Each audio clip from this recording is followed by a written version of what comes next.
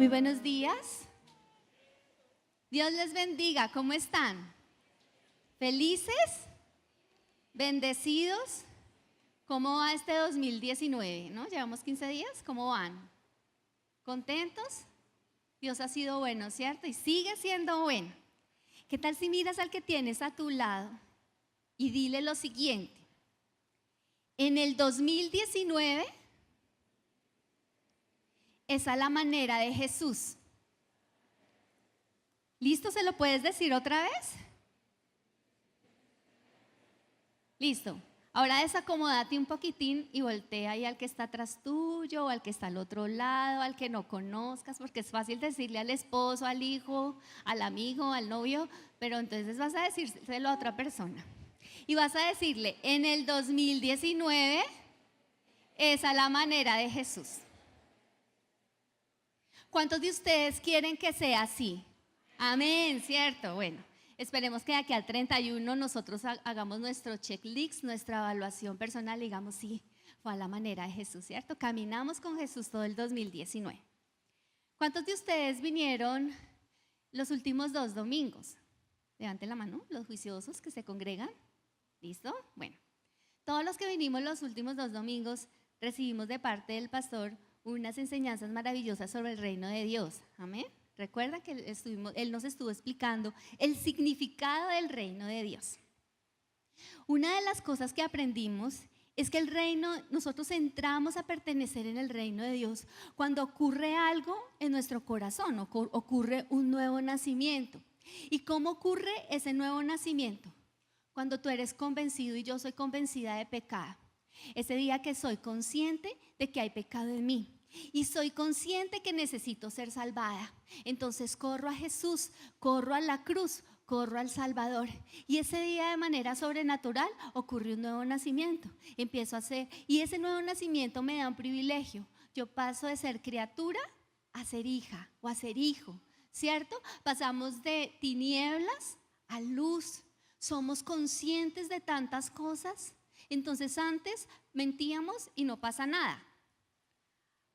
Cuando nacemos de nuevo, mentimos y nos sentimos horrible. ¿Les ha pasado que uno siente una cosa por acá y uno tiene que correr a Dios? Ay, perdón, Señor, perdóname, porque te sientes terrible de haber fallado a Dios. ¿Por qué? Porque el Espíritu Santo entra a morar en ti. Cada vez que pecamos, el Espíritu Santo se pone triste. Y esa sensación de agobio que hay en nuestro interior es el Espíritu Santo cuando nos dice, fallaste y estoy triste, ¿sí? Y entonces nosotros tenemos que correr, pedirle perdón al Señor, y dice la palabra, Él es fiel y justo para perdonarnos y limpiarnos de toda maldad. Eso lo aprendimos durante este tiempo que nos hablaron del reino de Dios.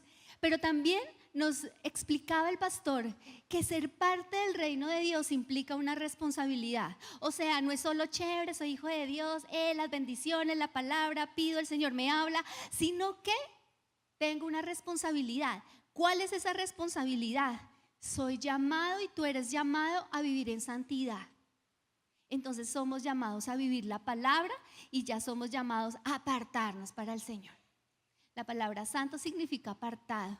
Tú y yo hemos sido llamados entonces a cambiar nuestro estilo de vida, a vivir conforme la palabra de Dios lo dice. Somos llamados a reflejar el carácter de Jesús en nuestras vidas. ¿Cómo hago yo para hacerlo? A través del estudio de la palabra y a través de la oración.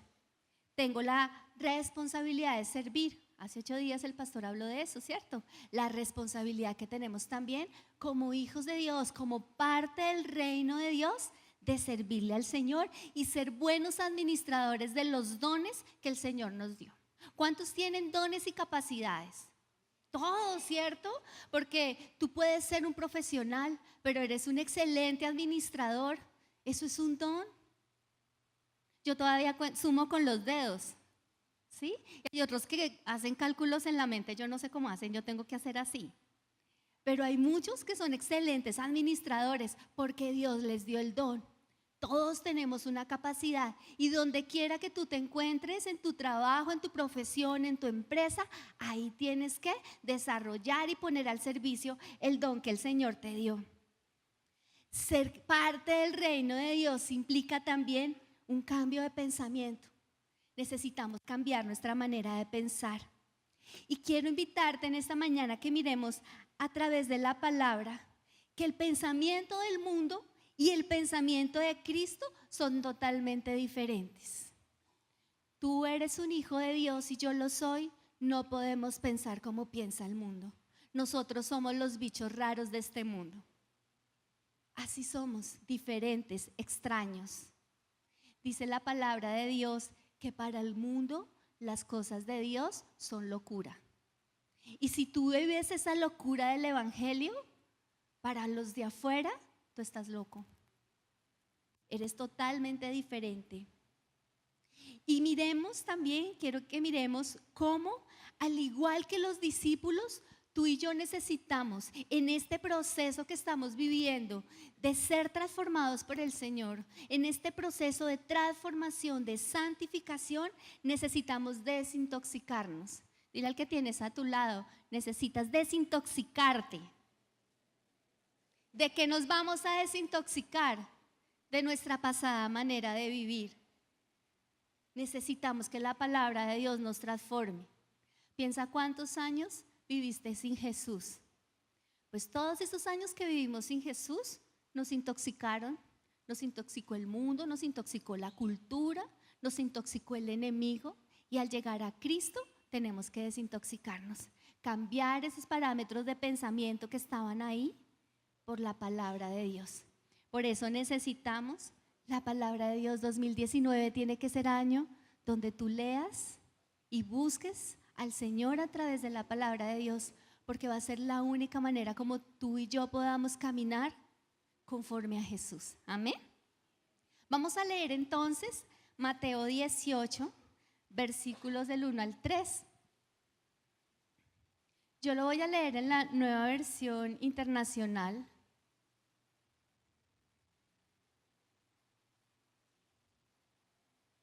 Mateo 18, versículo del 1 al 3.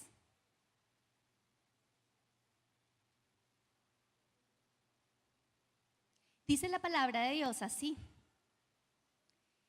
en ese momento, los discípulos se acercaron a Jesús y le preguntaron: ¿quién es el más importante en el reino de los cielos? Él llamó a un niño y lo puso en medio de ellos. Entonces dijo: les aseguro que a menos que ustedes cambien y se vuelvan como niños, no entrarán en el reino de los cielos. Vamos a estudiar estos 3 versículos de Mateo 18.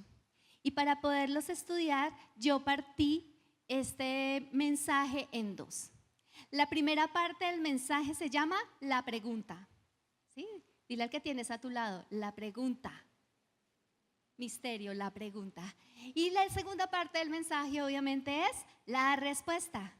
La pregunta que hicieron los discípulos, la respuesta de Jesús. Miremos la pregunta. ¿Cuál fue? ¿Quién es el más importante en el reino de los cielos? ¿Por qué los discípulos hicieron esa pregunta? ¿Cuál era el interés de ellos de saber cuál era el más importante en el reino de los cielos? Cuando nosotros leemos textos como Lucas 9, 46, 48, toma nota del texto porque no lo vamos a leer. Cuando lees Lucas 9, 46, 48 y lees Marcos 9, 33 y 37, estos textos nos ponen en contexto de lo que estaba pasando en el momento. Y encontramos que esta pregunta de los discípulos surge de una discusión que ellos tenían. Estaban discutiendo entre ellos en cuál de ellos era el más importante. Entonces Pedro: seré yo el más importante. Y entonces el otro decía por allá, Esteban decía: seré yo el más importante. Ellos querían saber quién de ellos era el más importante para Jesús.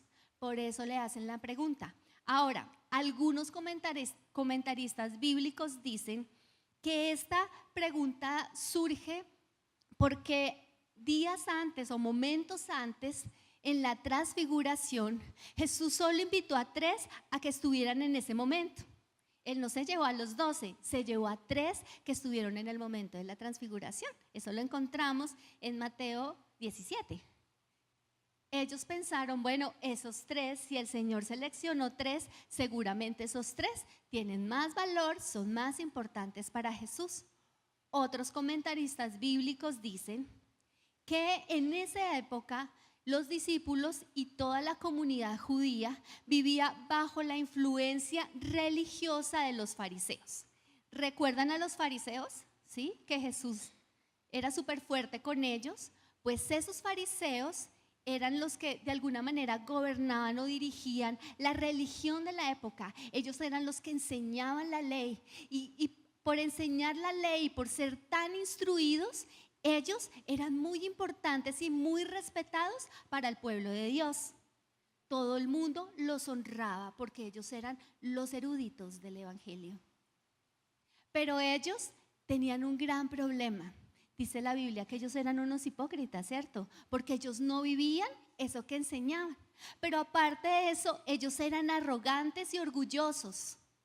Y esa arrogancia y ese orgullo los llevaba, dicen los historiadores, a ser selectivos. Entonces ellos seleccionaban con quién se juntaban. Los de la clase tales personas, ellos eran sus amigos, pero ellos se atribuían el derecho de decirle a otras personas que ellos eran pecadores y repudiarlos. Bajo esa estructura religiosa que estaba viviendo el pueblo judío en ese tiempo, los discípulos tal vez pensaron, si nosotros somos seguidores de Jesús, si nosotros hemos creído que Jesús es el Mesías y que Él va a venir a reinar, porque el pueblo de Israel esperaba, era un líder político que los sacara de esa opresión romana, y tal vez los discípulos en el momento pensaron que Jesús era ese líder que se iba a levantar. Ellos dijeron, pues si nosotros somos seguidores de Jesús, al igual que los fariseos, nosotros seguramente tendremos una posición jerárquica dentro del reino de Dios. Y ellos querían saber quién de ellos era el más importante. Todas estas cosas que les estoy mencionando son conjeturas que aparecen en los comentarios bíblicos, porque a la verdad nosotros no conocemos el corazón de los discípulos y no sabemos qué había allí que estaban pensando realmente. Pero lo que sí nos muestra esta pregunta es que nos muestra que en ellos había un interés temporal. Había en ellas una búsqueda de posición y significado. Todavía ellos estaban en un proceso de ser transformados y enseñados por Jesús, y todavía en ellos había egoísmo personal. Ellos querían, seguramente en ese momento todavía, sacar beneficio de Jesús. Bueno, nosotros lo dejamos todo, dejamos las redes, dejamos nuestro trabajo, lo hemos dejado todo por Jesús, pues me imagino que alguna posición de autoridad nos dará, ¿no? Pues un beneficio por haberlo dejado todo por seguirle. De hecho, recuerdan, yo no sé si ustedes recuerdan la historia de Mateo 20:20, donde llega una mamá, esas mamás que les gusta ir a hablar con los jefes, y va esa mamá y habla con Jesús y le dice, ay, mira, a mí me encantaría que mi hijo Jacobo y mi hijo Juan, cuando estuviéramos en el reino, uno se siente a tu derecha y otro se siente a tu izquierda. Qué pena, ¿cierto? Pero esa mamá también estaba buscando de alguna manera ese poder y esa posición para sus hijos. Quiero que tú y yo pensemos en el hoy y en el mundo. ¿Qué nos dice el mundo que debemos buscar? ¿Cómo valora el mundo a la gente? El mundo valora a la gente por su posición, por su dinero, por sus títulos, por las cosas que tiene. Cosas tontas, insignificantes, le pueden dar mucho valor a una persona. Les cuento algo que me pasó. Yo trabajaba en una empresa de telecomunicaciones y el área donde yo trabajo hizo una reestructuración. Entonces, dentro de esa reestructuración, yo debía entregar mis funciones y mi puesto de trabajo, y a mí me iban a asignar otras funciones y otro cubículo con otro computador para trabajar. Las cosas no se hicieron como se debían, entonces cuando yo hago entrega de lo mío, me quedé sin nada. Entonces yo no tenía dónde sentarme, no tenía computador de escritorio para trabajar, no tenía nada. Entonces mi jefe, preocupada porque necesitaba que yo empezara a realizar la otra labor, me dice lo siguiente: mira, allí, bueno, en la empresa todos trabajamos en cubículos y todos teníamos computador de escritorio. Los jefes tenían escritorio y tenían portátil, ¿sí? Resulta que como yo no tenía dónde sentarme, mi jefe dice: mira, allí hay un escritorio de un jefe que renunció, siéntate ahí mientras tanto, necesitamos que trabajes. La coordinadora del área dice: Paula, yo te presto mi portátil, trabaja en el portátil mientras el almacén nos entrega el computador. Pues yo me senté en el puesto de los jefes con portátil a trabajar, y créanme que la experiencia fue muy chistosa, porque todos los gerentes, los ingenieros, los hombres y mujeres para los cuales Paula Andrea Mosquera era literalmente invisible, a partir de ese momento pasaban y me sonreían y hola, porque todo el mundo pensaba que a mí me habían ascendido, ¿sí? Todo el mundo pensaba que yo era jefe porque estaba sentada en un escritorio y tenía un portátil. ¿Sabes qué me dio valor para ellos? Un escritorio y un portátil. Qué bobada, ¿cierto? Qué triste es que el día que me pasaron para el cubículo y me dieron el computador de escritorio, volví a ser invisible, ¿sí? No me volvieron a saludar. Porque el mundo le da valor a esas cosas temporales, el mundo le da valor a esas cosas físicas. ¿Y sabes qué es lo lamentable? Que a nosotros también el mundo nos empuja a eso. Nosotros somos cristianos, pero nos vemos empujados a eso. Hay que buscar éxito, tenemos que ser exitosos. Y el éxito lo logra el que tenga una mejor posición, el que tenga más dinero, el que tenga más conocimiento, el que tenga más poder. Y a veces nos vemos como en esta lucha de tener que avanzar y crecer. Y se vuelve tan agobiante, porque cuando tú logras alcanzar el éxito y estás en el lugar donde querías estar, llega alguien mejor que tú. Siempre será así.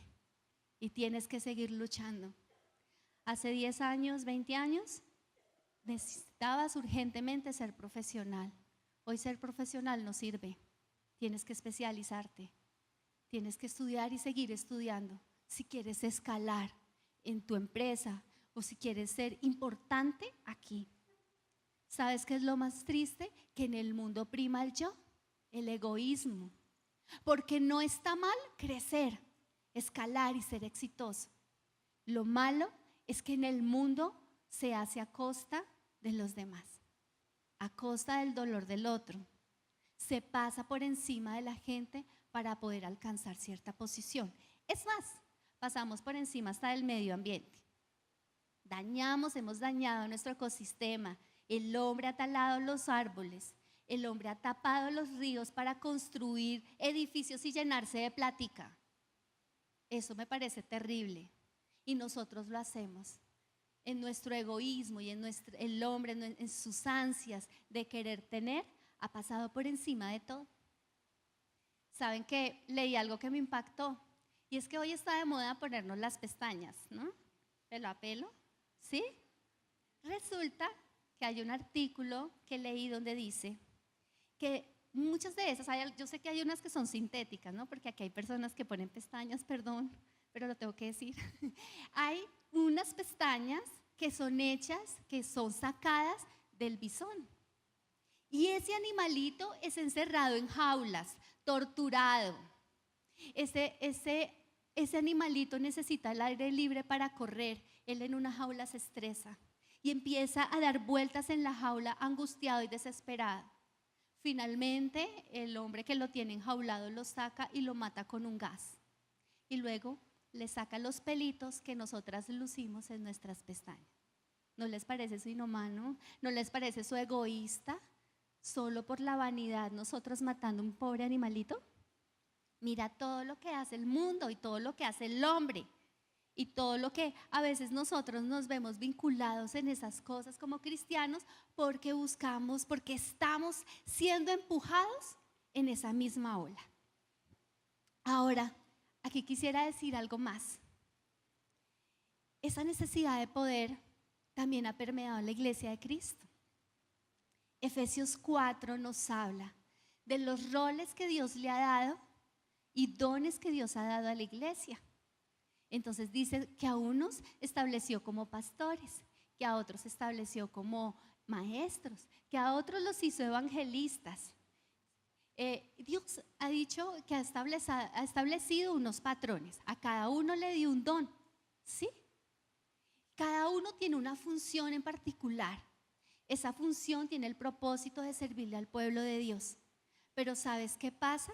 Que hoy hablamos de jerarquías dentro del reino de los cielos. Y resulta que en esos dones, en esas funciones, todos somos iguales. El maestro tiene una función particular, pero el maestro es igual que el evangelista. El maestro es igual que el profeta. Para el Señor no hay jerarquías. Todos somos siervos. Dilo conmigo, todos somos siervos. Ahora vemos algunas corrientes cristianas que nos hablan de que los apóstoles tienen un grado de jerarquía más alto que otros. Eso no lo dice la Biblia, hermanos. No está aquí. Ahora, autoridad sí, obviamente, por ejemplo, Dios ha establecido una autoridad, un pastor, y esa autoridad tiene que ser honrada y respetada, ¿sí? Pero a la final, el pastor está al servicio del Señor y de las personas que vienen a la iglesia. Entonces, corremos en esa búsqueda de gloria, y ¿sabes qué pasa? Que esa misma búsqueda de gloria fue la que vivió Satanás, que quiso ser igual a Dios cuando era un ángel. Ese problema del orgullo y la vanidad es un problema que ha surgido a lo largo de los siglos. Mira, Satanás. ¿Recuerdan a Nabucodonosor? Ese rey que tenía, y Dios lo había dotado con mucha sabiduría y tenía todo un imperio. ¿Qué pasó el día que subió a su balcón y miró todas las tierras que tenía y se sintió orgulloso de eso y dijo: esto es todo lo que yo he conseguido con mi fuerza? Se acabó su imperio porque se llenó de orgullo. ¿Recuerdan a Saúl, el primer rey de Israel? Un hombre que nunca quiso caminar a la manera de Dios. Todo lo hizo de acuerdo a su forma. Y cuando ya estaba descalificado, cuando Dios le dice ya no más, él le dice: está bien, listo, profeta, pero te voy a pedir algo. Vamos a la plaza y hónrame delante de los hombres. ¿Qué le importaba a Saúl? La honra, el aplauso, el elogio.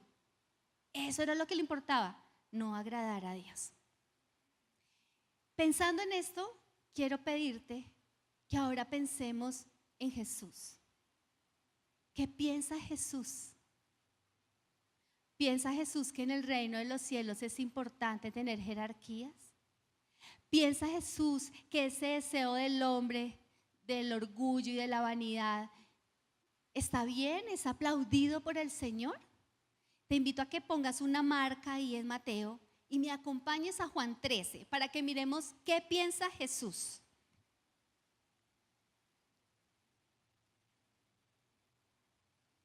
Juan 13, versículo 4 en adelante.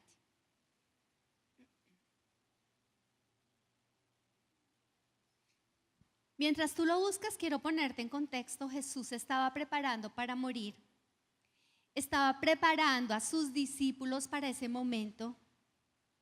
Llega la hora de cenar y ocurre algo interesante. Tradicionalmente, en la cultura judía, cuando tú llegabas a una casa y había una invitación, lo primero que sucedía era que había un siervo que en la entrada te lavaba los pies.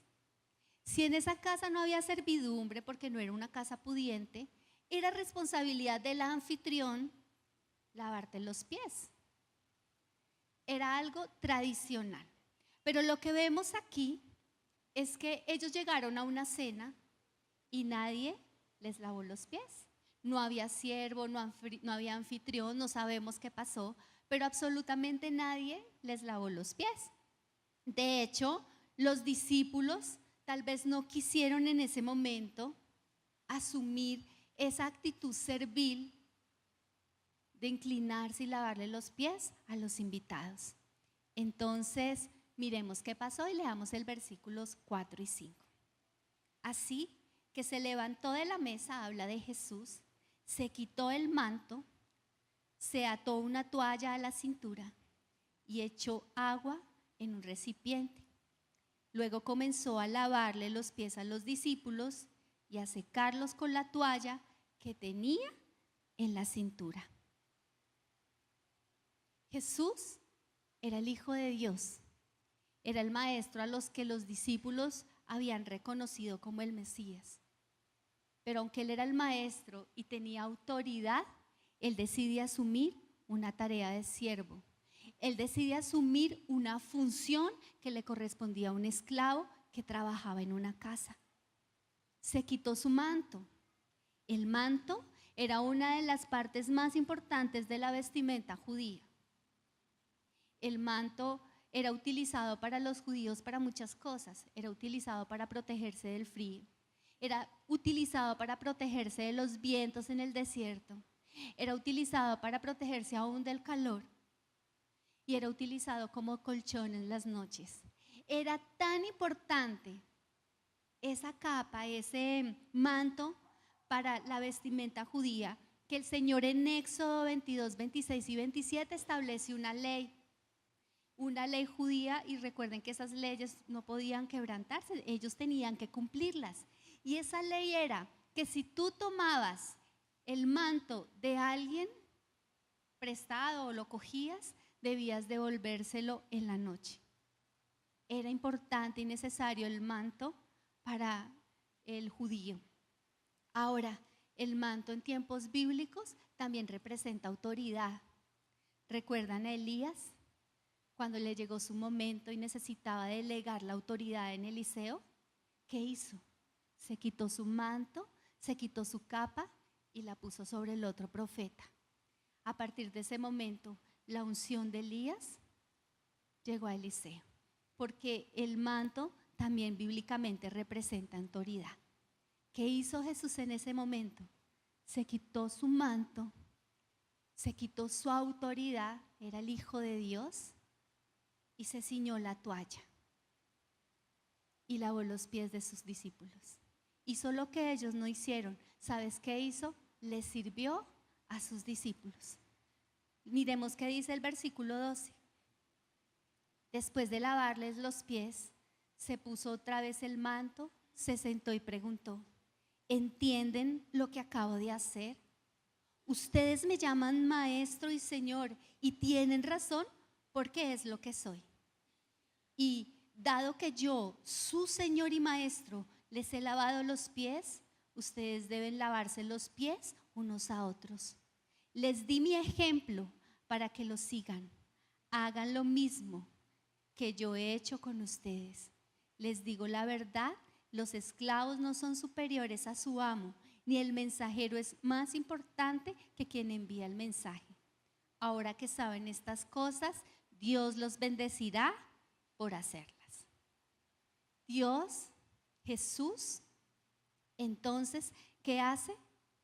Les da una lección de servicio y les enseña algo muy importante que ellos tuvieron que aprender y que tuvieron que usar a lo largo de su ministerio.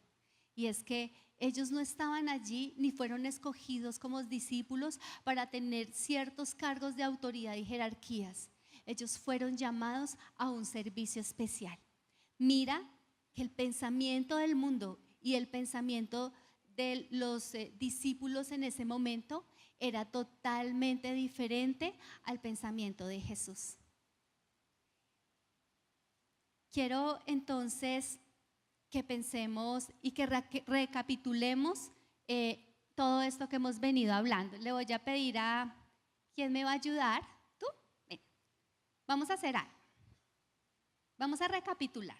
Súbete acá. ¿Sí? Ella representa a los fariseos, representa al mundo y representa a muchos de nosotros que todavía vamos en esa búsqueda de posición y gloria. Representa a muchos de nosotros que todavía pensamos que aún en la iglesia, sí, hay posiciones. Entonces, nosotros queremos servir Porque queremos ser líderes para que digan que somos líderes, ¿sí? Para que digan, uy, mire este cómo canta de bonito, ¿sí? Ay, mire este cómo hace las cosas. Entonces, todavía hay orgullo en nuestro corazón. Representa el mundo que busca posición y gloria, ¿no? Ella busca posición y gloria y busca triunfos, aplaudida por sus logros, ¿sí? Pero Jesús dice, yo quiero que los hijos de Dios se ciñan la toalla y les laven los pies a los demás. Yo quiero que la iglesia de Cristo, yo quiero que Fe y Esperanza sea una iglesia de hombres lavadores de pies. ¿Qué implica eso? ¿Que ser exitoso está mal? ¿Implica que tú no puedes escalar profesionalmente? ¿Implica que tú no puedes tener lugares de honra en el mundo o en tu empresa o como profesional? No. Puedes hacerlo, maravilloso. ¿Sabes por qué? Porque la palabra de Dios dice lo siguiente, que tú y yo tenemos que ser diligentes. Y la excelencia es bíblica. El llamado a la excelencia es bíblica. Así que ella, que es una profesional, una médica, una arquitecta, una contadora, una comerciante, tiene que ser la mejor comerciante, la mejor médica, la mejor arquitecta. Tiene que ser la mejor. Y ojalá Dios le permita tener lugares de honra. Pero allí en ese lugar donde ella se encuentra trabajando y teniendo una posición de autoridad, ella tiene que ceñirse la toalla, llenar su balde de agua y servirle a las personas a las cuales lidera. Dios le otorga un lugar de honra porque es hija y Dios nos bendice. Pero allí en ese lugar de honra donde Dios la coloca, ella es una lavadora de pies. Esa es la gran diferencia, que en el mundo simplemente tú logras un éxito porque es para ti. Pero en Cristo, Dios me da honra y gloria y éxito porque soy una hija de Dios y Dios nos permite brillar. Pero tenemos algo muy claro, somos siervos. Amén.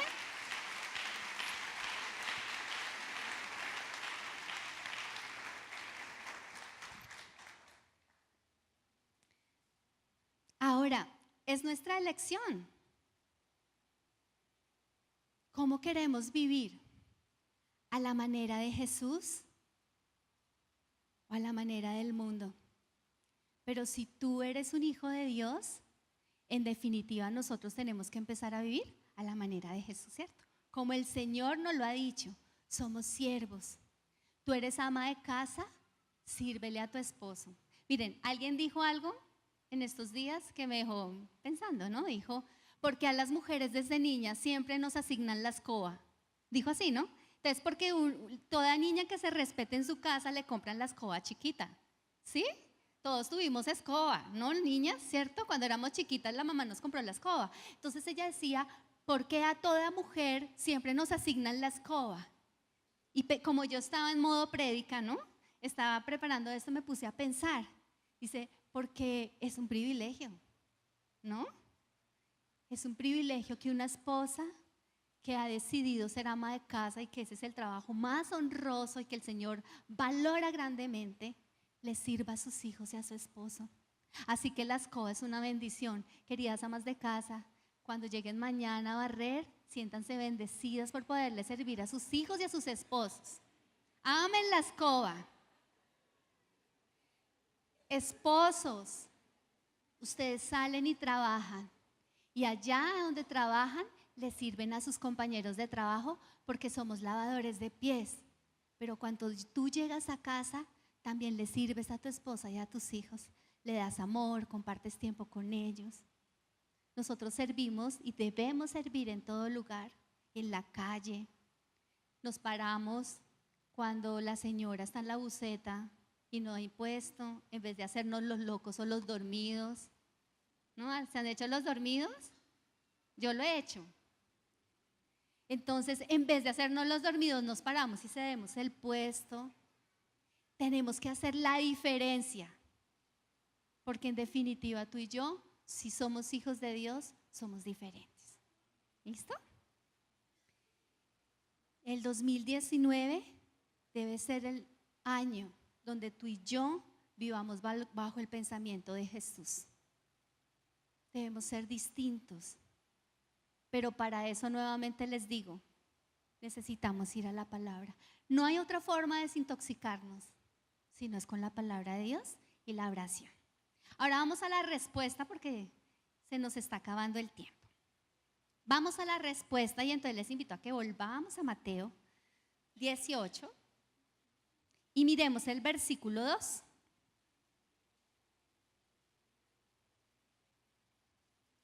Mateo 18, 2 y 3 dice: Él llamó a un niño y lo puso en medio de ellos. Entonces dijo: les aseguro que a menos que ustedes cambien y se vuelvan como niños, no entrarán en el reino de los cielos. Jesús responde la pregunta de los discípulos. Uno pensaría que tal vez los va a regañar. Venga, y ustedes porque están preguntando quién es el más importante. Él no cuestiona la pregunta de sus discípulos. ¿Por qué? Porque Jesús sabe que ellos están en proceso de desintoxicación. Muchos de nosotros le hubiéramos hecho esa pregunta a Jesús. Estamos en ese proceso de transformación de nuestro carácter, de nuestro corazón, nos estamos desintoxicando y los discípulos estaban en ese proceso.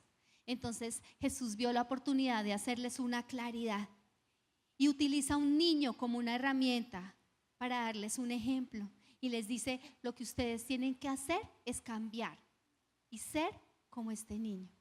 Quien se vuelve como un niño no entrará, entrará en el reino de los cielos. El que no se hace como un niño no podrá entrar.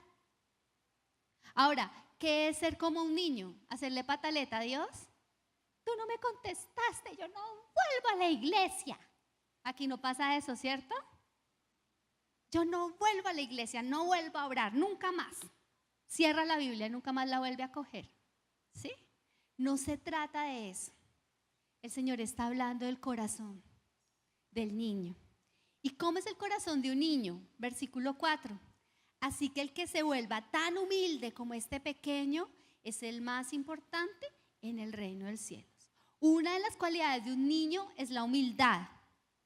Un niño pequeño no busca poder, no pasa por encima de nadie. Y un niño pequeño tiene la preciosa cualidad de perdonar con facilidad. Mientras las mamás están matando allá porque el niño le cogió, no sé qué, ya los niños están aquí jugando. ¿Sí? Miren, vi una película. Todas estas cosas me ayudaron para reflexionar sobre este tema. Y esta escena fue la que más me gustó. Estaban dos niños en un orfanato. Un niño era musulmán y otro niño, según la película, era cristiano. Los niños no tenían padres porque su familia fue asesinada. Están durmiendo en una esterilla, uno al lado del otro. El cristiano le habla al musulmán y le dice, le habla en francés.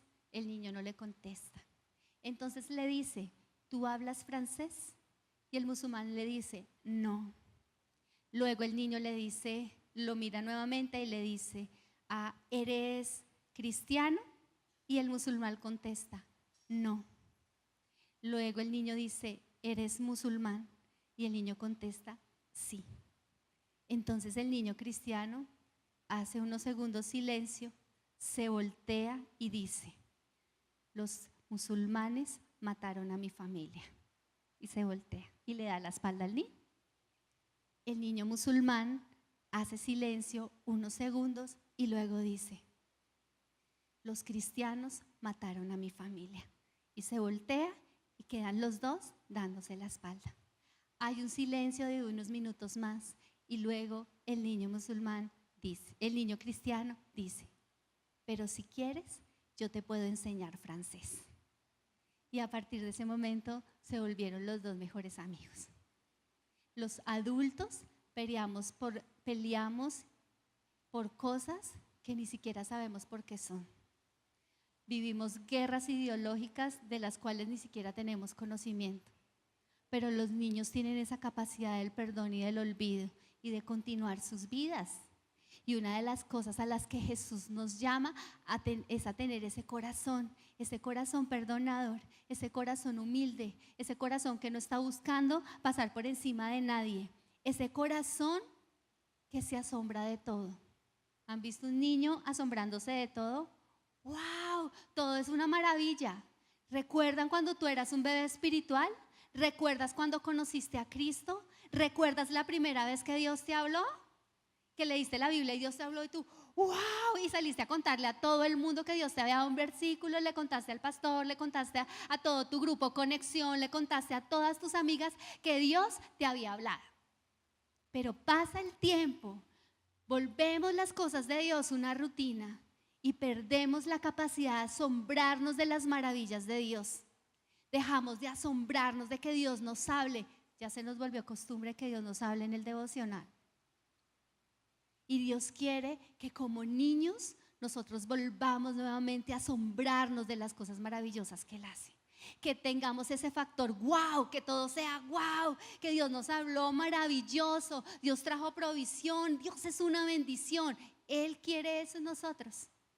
Pero también un niño cree sin dudar. Un niño cree hasta las mentiras que le dicen los papás. Cuidado, porque si usted sale ahí, se lo lleva al coco. Y el niño no sale porque ahí es el coco. Y el coco no existe. Le dijimos mentiras, pero el niño cree todo lo que papi y mami le dicen. ¿Es así o no es así? ¿Cierto? El Señor quiere que tú y yo creamos como niños, sin dudar. Quiero leerte un texto, no lo busquen, en Proverbios 3, 5, 6, que dice: confía en el Señor con todo tu corazón. No dependas de tu propio entendimiento. Busca su voluntad en todo lo que hagas y Él te mostrará cuál camino debes tomar. Proverbios nos refiere 2 caminos que tú y yo podemos seguir, 2 decisiones que tú y yo podemos tomar.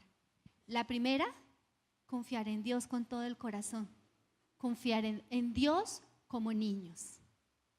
La segunda, confiar en nuestra propia prudencia o en nuestro propio entendimiento.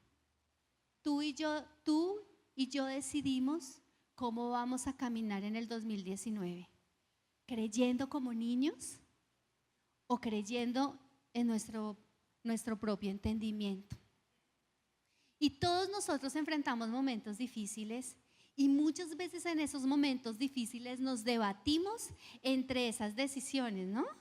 Tengo que creer en las promesas y en su palabra, y tengo que creer con todo mi corazón, o hago las cosas a mi manera y meto la mano y tomo decisiones, ¿sí? Que no sé si sean de Dios, pero tengo el impulso de hacerlo. Tal vez tú tengas que tomar una decisión hoy. Tal vez el Señor te está llevando a perdonar a alguien que te hizo daño.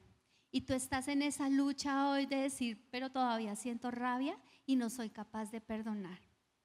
Y tal vez el Señor te está diciendo hoy, tú puedes decidir creer como un niño, de que Dios puede sanar esa relación, de que Dios puede sanar tu corazón, o tú puedes simplemente confiar en tu propio entendimiento y abrazar el resentimiento.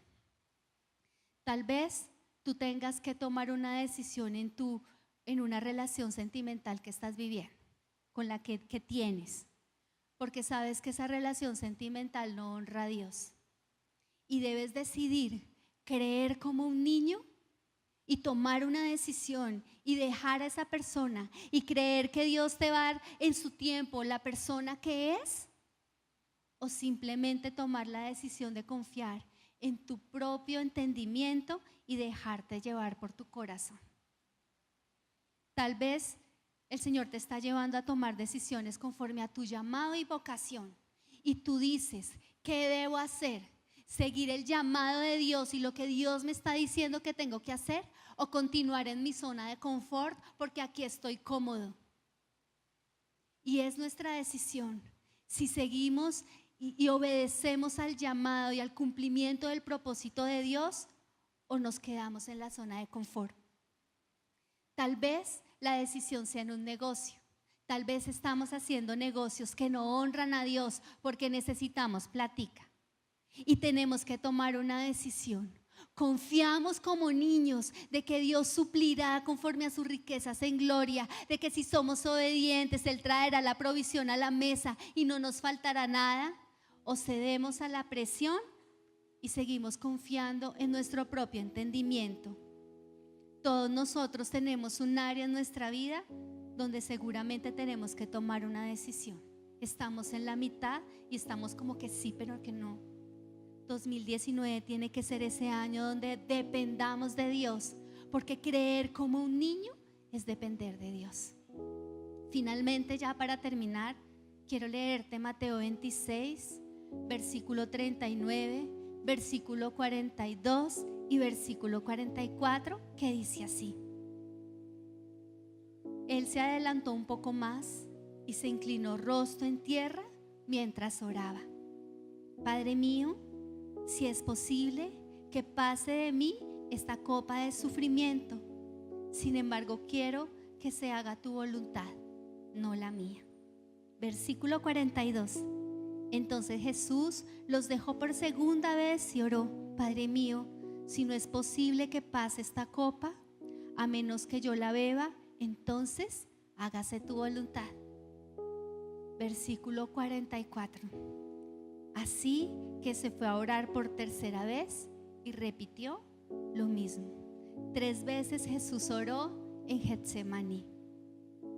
Jesús sentía el dolor y la angustia por lo que vendría. Él tenía que morir en una cruz y Él lo sabía. Él sabía lo que representaría que Jesús, que el Padre se apartara de Él en el momento en que los pecados de toda la humanidad estuvieran sobre Él. Y Él hace una oración. Jesús decide creer como un niño y Él dice: Señor, si hay otra forma en que tú puedas salvar a la humanidad, hazlo, pero no quiero que se haga mi voluntad. Hoy decido creer como un niño, que se haga tu voluntad, y murió en una cruz por nosotros. Jesús nos dio ejemplo. Él creyó en el Padre como un niño, y hoy su acto hizo que tú y yo estemos aquí y podamos levantar nuestras manos y adorar a Dios y decirle a Dios papá, y saber que si algún día morimos estaremos en el cielo y en la eternidad con el Señor. Hoy tú y yo tenemos que tomar esa decisión de ser como niños, de servirle a otros, de ser lavadores de pies a donde quiera que vayamos, de tener un corazón conforme al corazón de Jesús.